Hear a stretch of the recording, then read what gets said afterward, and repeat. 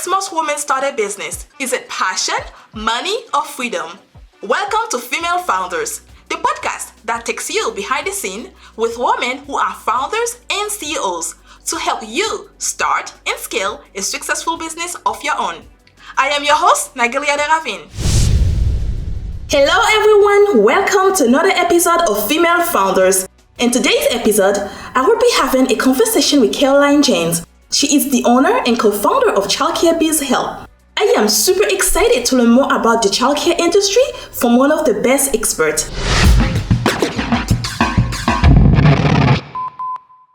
Good morning, Caroline. It's a pleasure to have this conversation with you today. Can you tell us about your background and what led you to start Childcare Biz Help? Hi, thank you for having me. I'm so happy to be here. Yes, it's been a journey. And, my background is finance. I was in the banking industry for around 20 years. And my husband ended up joining the military, which kind of redirected our life into a whole new direction. And because of that, I ended up working for an entrepreneur that also owned childcare centers. And that's how I got into the early childhood education industry. And I worked for this entrepreneur for about 7 years, running his schools, managing his finances. And once we had the opportunity in our personal life for me to then branch out and start my own company, that was 7 years ago. My husband's like, now is your time, go do your thing. And that's how Childcare Biz Help was born. But you've been in finance before that, so you have the choice of starting something got to do with financing. Why not? Why not start something with financing? Why do childcare? That's a great question. And my husband was asking me that same question this week. He's like, what is your why? Because we always want to know, what is the why behind what we do? And I really did some self-reflecting.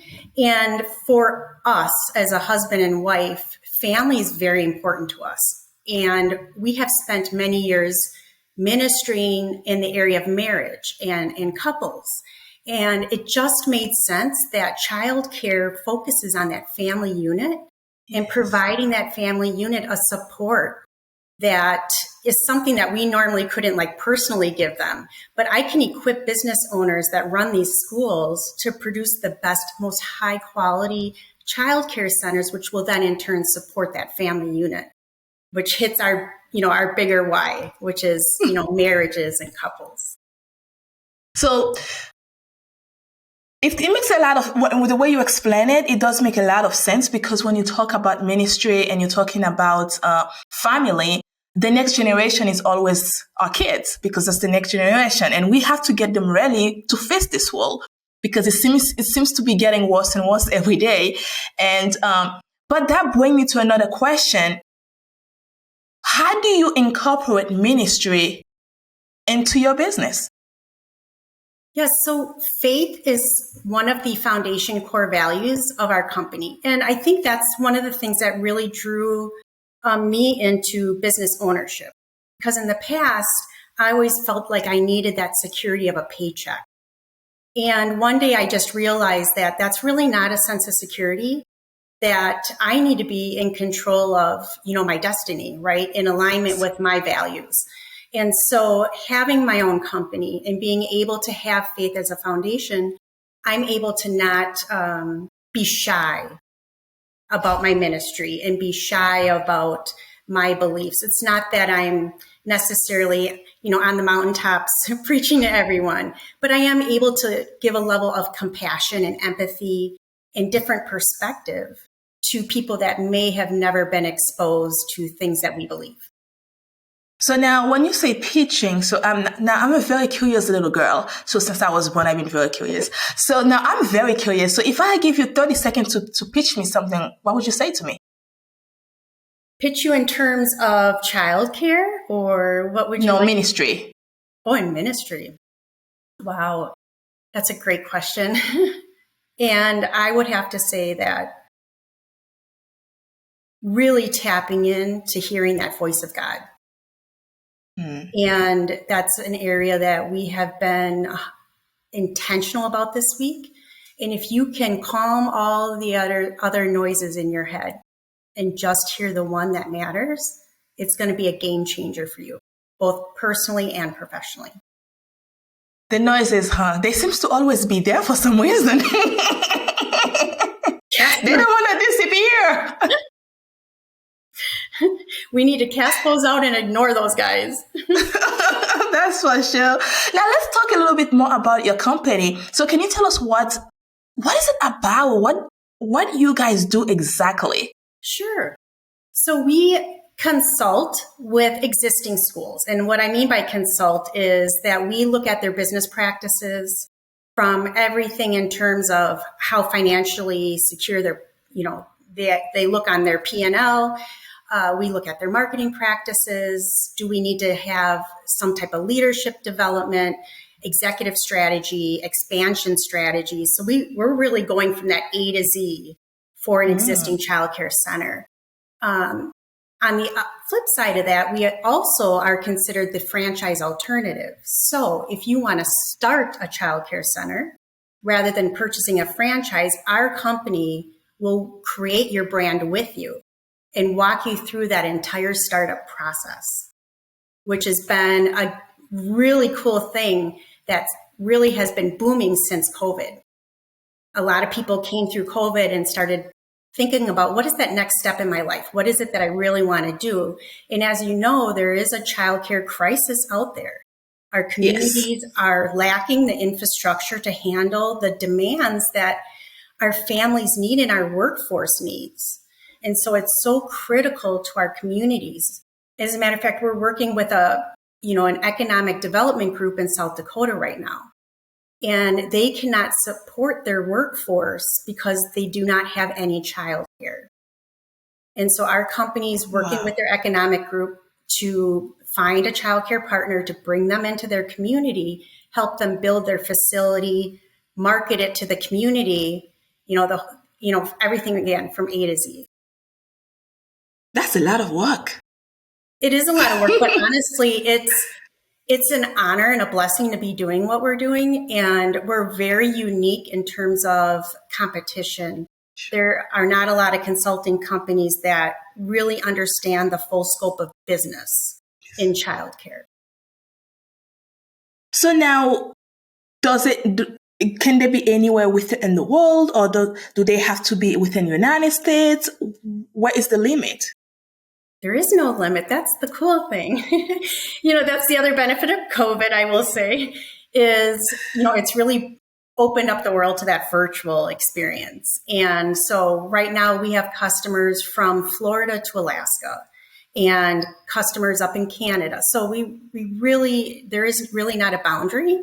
There are regulations that every state, every region has, and it's just a matter of, getting familiar with what their specific guidelines are, but really serving children and providing high quality care and having sound practices is something that translates everywhere. So now, can you describe the Another You consultant program and how it helps childcare providers achieve their goals? Sure. And this actually was the first consulting program that we developed when we first started Childcare Biz Help. And it really came from listening to owners and the burdens that they feel. So oftentimes the owner feels very alone, very isolated. Usually when you walk into their office, their desk is just crazy. Childcare is a very chaotic, very busy type of industry. And I really felt a burden for those owners. And I thought, well, what a cool way to support them than to be another you. So to be a second one of them. And with that program, we'll identify, 10 top priorities of where they want to take their organization. So that might be increased retention. It might be filling their enrollment spots. It might be preparing for expansion. It might be preparing for that exit strategy. And so our team will actually help them meet all those objectives. And we'll do that by doing the work for them. That's where that Another You comes from. So instead of me consulting and just saying, hey, here's all the things that you're doing wrong. Here's some solutions.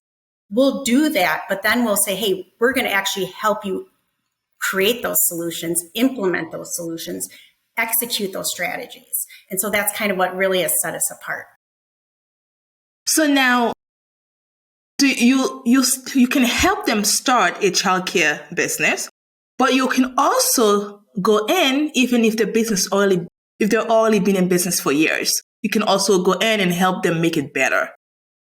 Correct. And what's neat is that we have all sizes of customers. So we've worked with schools that have 20 children, one location, to our largest client, which has over 10 locations throughout the state of Illinois. And so we have that wide range. We have startups that are entrepreneurs, men that have never been in the childcare industry, starting schools. And we have teachers that are currently in the industry that are wanting to start schools. So we have this really unique kind of entrepreneur base that we've been exposed to. I would never think that a man would want to start a childcare service. I have 3 sets of groups of men that are starting childcare centers because it's important to their family and they have seen that need in their communities. So it's really kind of a unique change that we're seeing. Yeah, that's really cool though. I will never think of it. It's more like a woman thing because we spend more time with the kids all the time. We understand they need a lot more. Mm-hmm. But oftentimes, their wives have been working in the industry potentially, or, it's their wives are maybe now, focused in another area, and that frees up their time to kind of look at this industry and see how they can support it. So now in your book, Profit, Childcare Success Formula, what are some key takeaways for entrepreneurs that in the childcare industry? Sure. That was actually the first childcare book that I've written. And what I wanted to get across in terms of how to make money, how to have a sound, profitable business, a sound, profitable childcare center. It's more than just knowing your numbers. And so that's what PROFITS incorporates. It's understanding that there's passions, right? So we need to tap into those passions of our team. We need to look at our level of passion and are we still excited about the work that we do? And then what are our recruitment practices? Are we attracting the right talent to help create a profitable school, to bring in innovative ideas? Are we in one vision? Are we in unity as a leadership team, as a company? And then, yes, there's that F, which is the financial side. Do we know our numbers? Do we have metrics, all those good things? Are we innovative? So one of the areas that our teams want in childcare is to use their creativity. That's one of the neat things about teachers is that they're creative. And so do we know how to tap into that innovation? And then our training practices. Do we have career pathing? Are we onboarding correctly? Are we, again, doing some professional development that goes beyond just those required hours, that they have to maintain? And then the final piece is the S, which is that sales and marketing. And are we selling ourselves to our customer, which is not only our families, but potential staff and to our communities?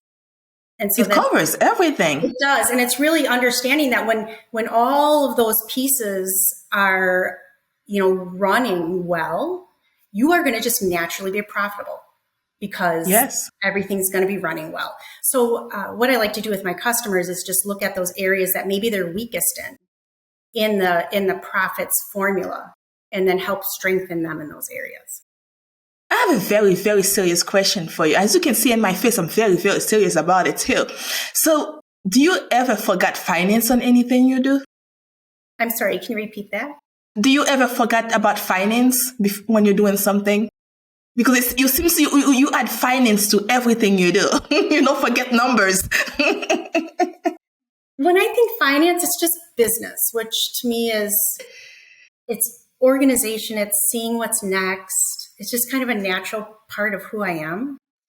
I've always been able to just enter a situation and immediately see, hey, we could be doing this better. We could be doing this better. But really it stems from wanting the best experience. I want the best experience not only for myself, but the people that I'm around. You want them to be better when they have left your presence. And so I don't know that I answered the question that you were looking for, but... But you know what? It's a good thing because a lot of us, we don't like finance. We don't like talking about numbers. We want to run away from them. So it's good when we meet people like yourself that likes to talk about numbers, about, the things that as business owners, we don't like to talk about. Well, and they're not scary. It's once you face them, so we've done some budget counseling with couples even. And once you face your numbers, they're not scary. You just need to understand them first. And that's the cool part is like once you can sit with a childcare owner and say, hey, these are your numbers. Here's how you strengthen this one. Here's how you work on this one. All of a sudden they have those aha moments like, whoa, it was that easy. And it really is. So numbers don't have to be scary. They can actually be very awakening and they can help you set clear metrics to where your team can feel excited to go after and can, achieve and get incentivized by those numbers. You make some great points, but for some reason it still scares us. Well, we won't work on any algebra here today, so you're good. I'm good. So now you have helped nearly 100 clients across the U.S. grow strong leaders and business, and also the staff development. Can you share some success stories from your clients?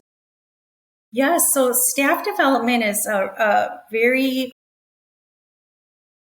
intentional area of passion for me because I want people to keep growing. And so we do a lot of training at the director level and at the assistant director level and at the owner level. And that training can really meet the needs of whatever is going on in a school. And so right now we're really focusing on kind of switching gears from recruitment to retention. Just because, obviously hiring and recruiting has been such a focus these last couple of years. We're trying to get our teams trained up to understand if they focus on retention with their staff, that's less recruiting that they have to do. And so I've been really focusing on, I've been doing webinars and virtual trainings. We're heading to Minnesota next week for an in-person training. So there's a lot of work that has to be done to change mindsets, to really focus on energizing our internal culture so that we can spend less time on having to recruit more people.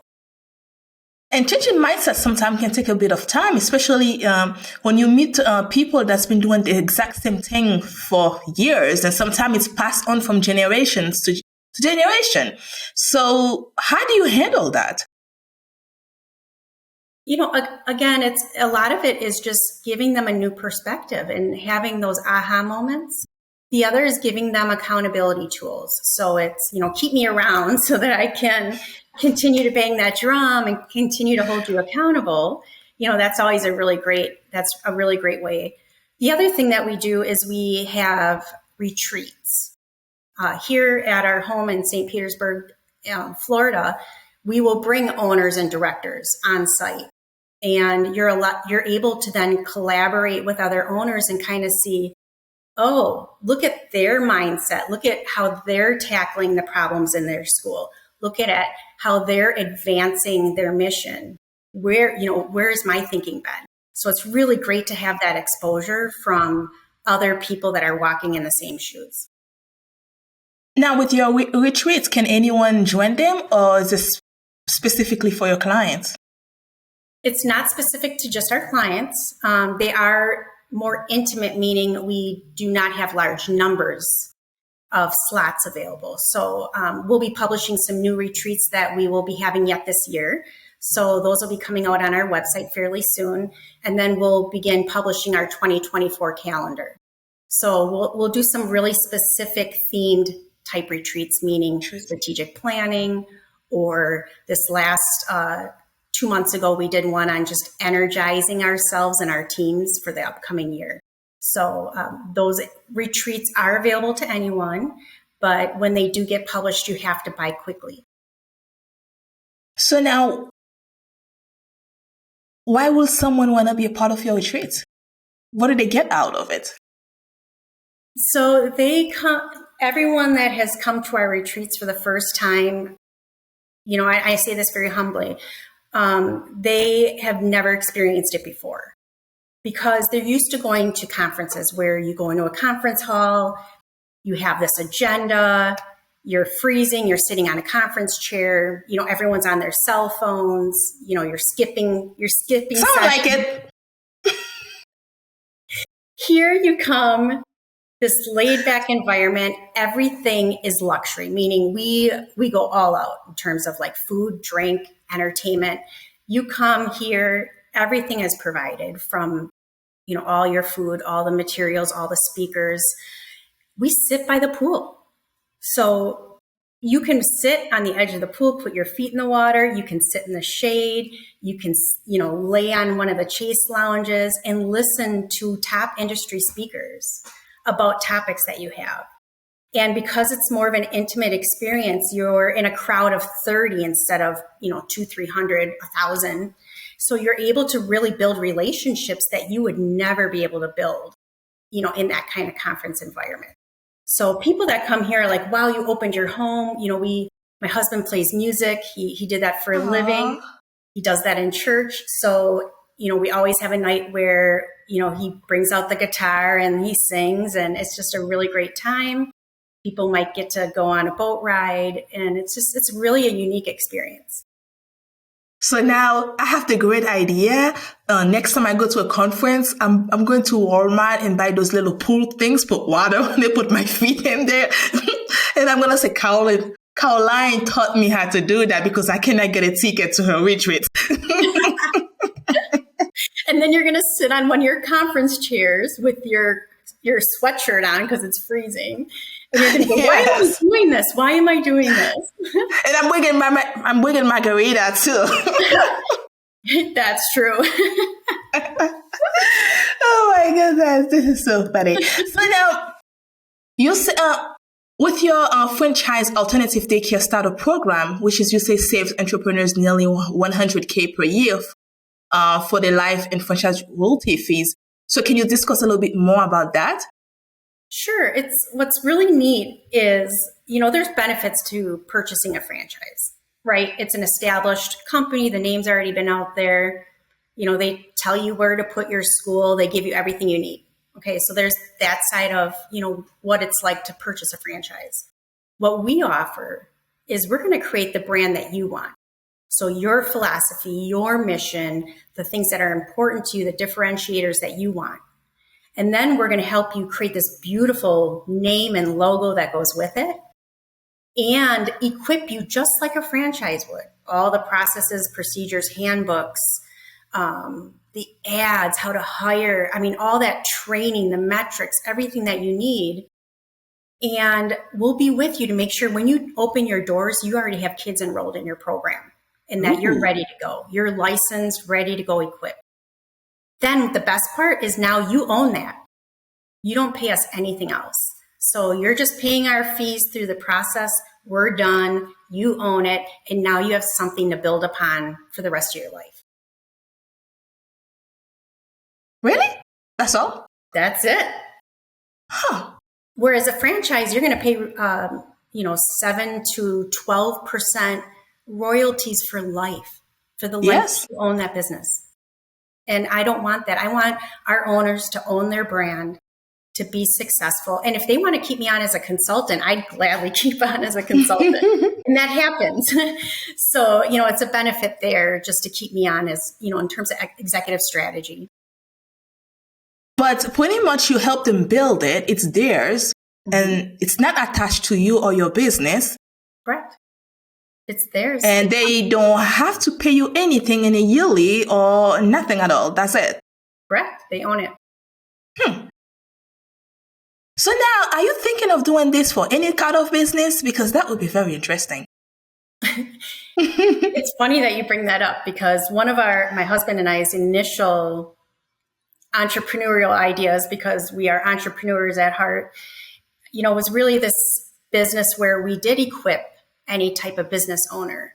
And I ended up, we were actually focusing on a couple industries back when we were trying to decide what we were doing. And someone very wise said, you have this experience in childcare and it's an industry that really needs support. So what if you really focused on that niche? Yes.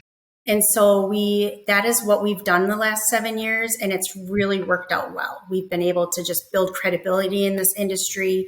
We know it like the back of our hand. So yes, would I be willing to help anyone start a business any day? But our primary focus is definitely in childcare. I love that, but I probably would still be calling you anyway. That's fine. So now, with everything that's happened, COVID hit, and then, the world is pretty much, even after COVID now, it's like money-wise, we don't know what's going to happen. We just keep going down and down. So now, how do you see the childcare business going? Is it going to keep booming? Is it going to go down? How do you see it for the next few years? Yes, so I've, been in the industry a while. So I remember the days back in our schools when we were helping run schools in Wisconsin.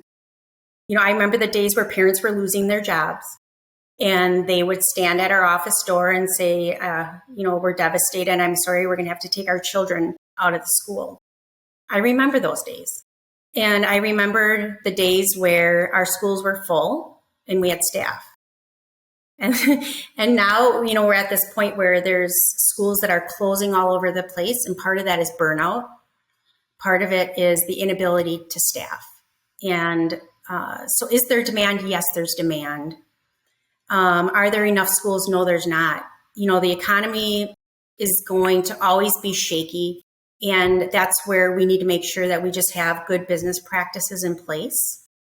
So in terms of our industry as a whole, for the first time, I believe in history, our government sees childcare as a critical piece of infrastructure in our communities. And so they're doing that. They're actually demonstrating that through grants that they're offering. So we have a lot of startup grants. We have a variety of grants that each state offers in terms of just supporting existing schools. And we don't see that slowing down right now. So in terms of like an industry that has demand, an industry that has money coming in, childcare is definitely one of those industries. So now, which state would you say has the highest demand for childcare? That's a loaded question. I mean, we talk to state licensing for childcare in pretty much all the states. And every licensing group that we talk to says we're desperate for childcare centers. Wow. So I would say that there's no wrong place right now to put a school. You can look up on the Childcare Desert website and see really specific areas where there's scarcity in demand or in childcare centers. And we do have target modeling and feasibility studies that we offer that you can check out an area for demand and competition and really hone in on what would be the best location possible to put your school. So pretty much if you have this in mind, you want to start a childcare, just go for it and don't forget to call Caroline. Just call me up. I will help you. You don't have to pay someone else for life. We'll create something with you that you love and enjoy the process along the way. So what advice would you give to someone looking to start a childcare business or expand an existing one? So my advice is, it's a hard industry. And so you have to make sure that you check your passion level and make sure that that ultimate mission of early childhood education is something that's really important to you, because you will get tested and it's exhausting and, you're underappreciated often and overworked. So my advice is always just to, really take a deep look internally, and make sure your passion level's there, your energy's there, and then build the right team around you. Because every school that struggles that I deal with, it's because of their team around them as a leader. And the successful schools are the ones that know how to put the right people around them and how to keep them energized and focused and unified. And so that's my advice, really, is just your passion level and the team that you put around you. The team always play a big part of it. That's the success behind it all. Right, exactly. Anything else you'd like to share with us before I let you go today? Wow. I just am so grateful you brought me on. And I'm very passionate about this industry. So I welcome, any type of contact, phone call. I believe you'll be sharing our website and contact information, childcarebizhelp.com. We're here as a resource to communities, to individuals, to companies that are struggling to support their staff. And we want to be that resource that you can reach out to. Well, thank you so much, Caroline, for what you are doing, because when you open a childcare, you are supporting our children, and that's our next generation. And anyone that's helped them is changing their lives at the same time. So I appreciate what you do, what your husband is also doing. Both of you are awesome. Keep doing what you do. Don't stop, because we need people like you. Thank you so much. Thanks for your support. Thank you for listening to Female Founders Podcast. That's it for this week's episode. Be sure to follow us on your favorite podcast app or connect with us on womel.com so that you don't miss our next episode. See you next time. Bye for now.